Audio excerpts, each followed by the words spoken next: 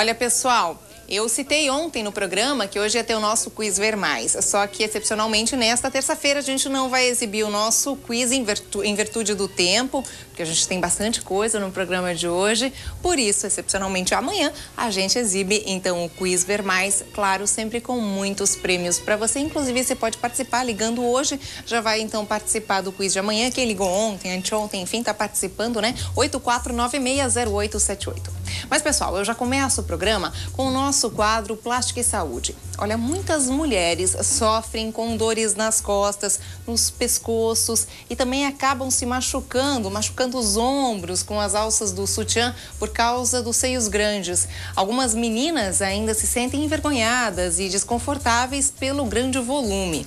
O indicado, nesses casos, é a redução de mama. Para falar sobre os tipos de cirurgia, os cuidados da operação, eu recebo, claro, como sempre, hoje aqui o Dr. Tiago Budanese. Doutor, seja bem-vindo. Obrigada, como sempre, pela participação aqui no nosso programa. Realmente isso acontece muito, até muitas vezes as meninas acabam adquirindo uma má postura em virtude dos grandes seios, das grandes mamas. Isso mesmo, Susan. Obrigado pela oportunidade.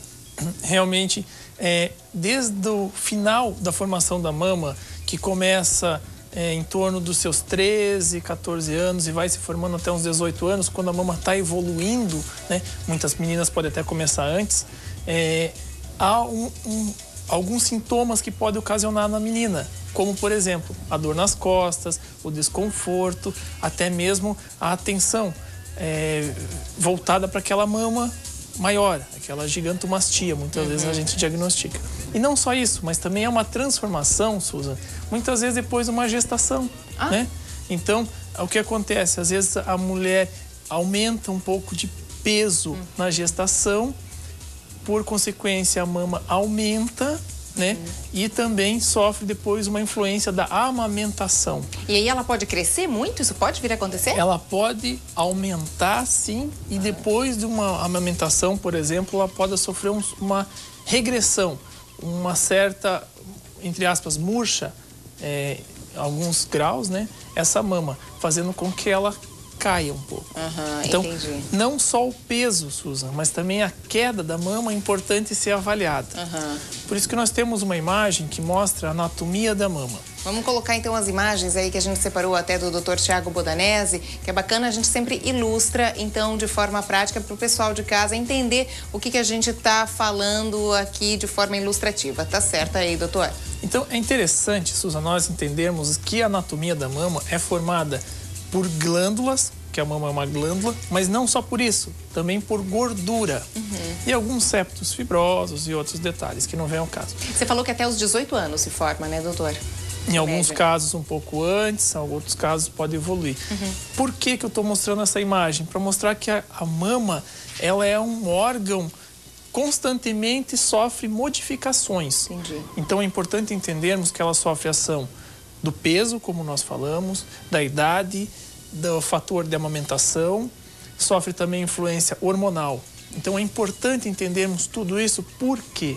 Porque a paciente tem que entender que a sua mama é diferente da mama da sua amiga ou da outra vizinha e ou até de quem da mãe, for. até da irmã, né? Porque muitas vezes acaba comparando com a família, né, doutor?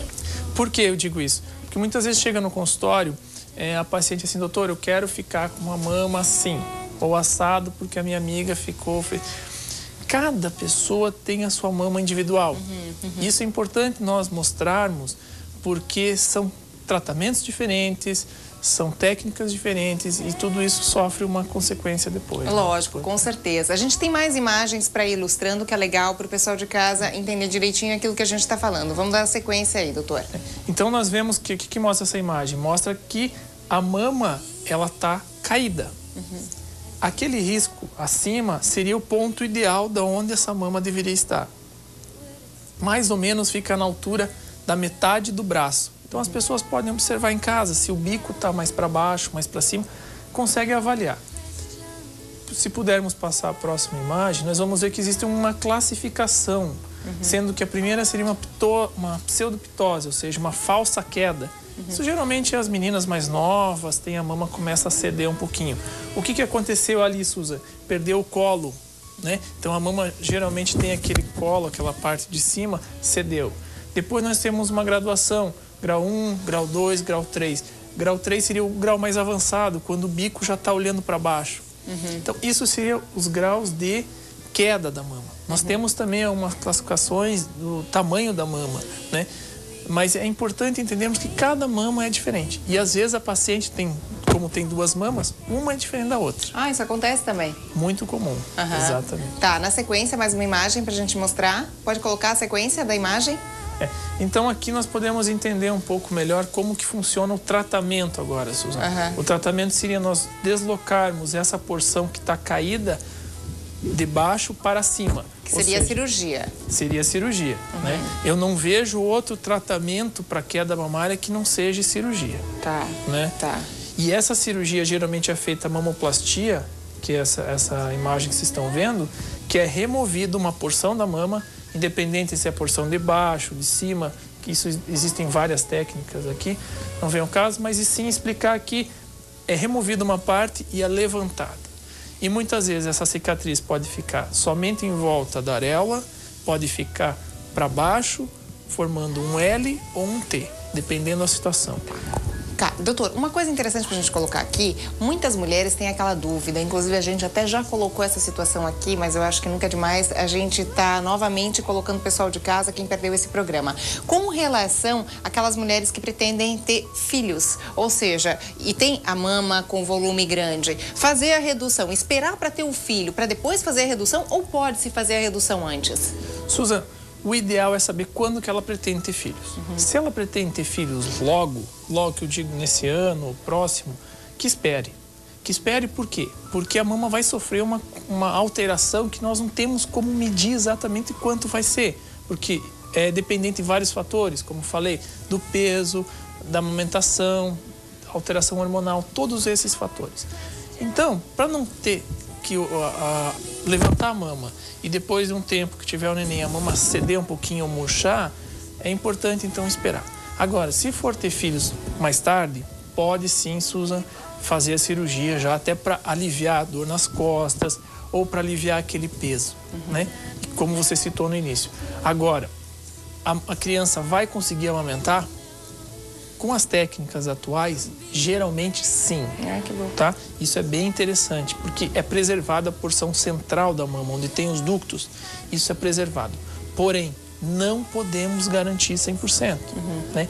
Pode acontecer mamas muito grandes ou alguma alteração anatômica que lese algum desses ductos e comprometa em parte ou totalmente a amamentação. Bom, deixa claro. E como é que funciona a cirurgia e o pós-operatório, doutor?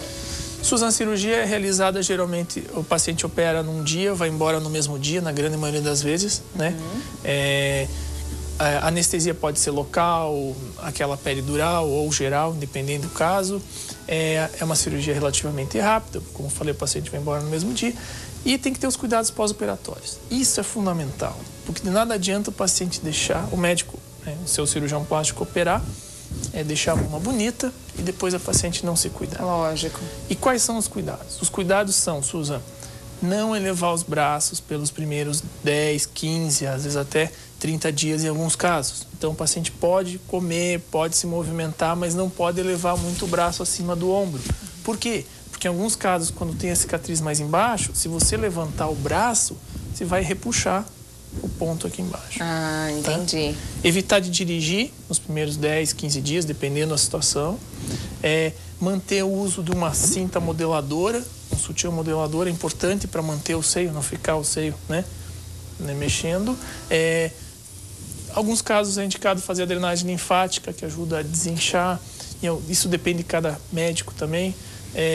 Em alguns casos é interessante a troca do curativo, evitar de fazer esforço físico, evitar de pegar sol enquanto está roxo. Mas é fundamental a expectativa do resultado. Isso é importante também frisar aqui. Por quê?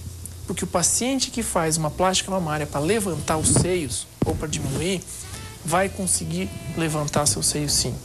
Mas muitas vezes é um pouco diferente de uma paciente que não tem mama e coloca prótese. Então, essa às vezes é uma grande questão. O paciente chega e fala, doutor, eu quero ficar com a mama igual da minha amiga que pôs prótese. Em alguns casos, a gente pode reduzir a mama e pôr prótese, sim. Mas é importante sempre avaliar o tamanho da mama inicial. Por exemplo, se uma paciente que chega no meu consultório tem uma mama de 300 ml inicial, você consegue um resultado. Se a amiga dela tem uma mama de 700 ml, é outro resultado. Entendi. E às vezes você não consegue retirar todo esse excesso para ficar igual a da amiga. Lógico. Cada mama é diferente. Então é importante uma avaliação. Cada corpo é um corpo. Exatamente. Tem que ir de acordo com o estilo de cada corpo. Não adianta você querer ser um padrão que não é o seu, né? Mais ou menos por aí. Doutor, muito obrigada sempre pela participação.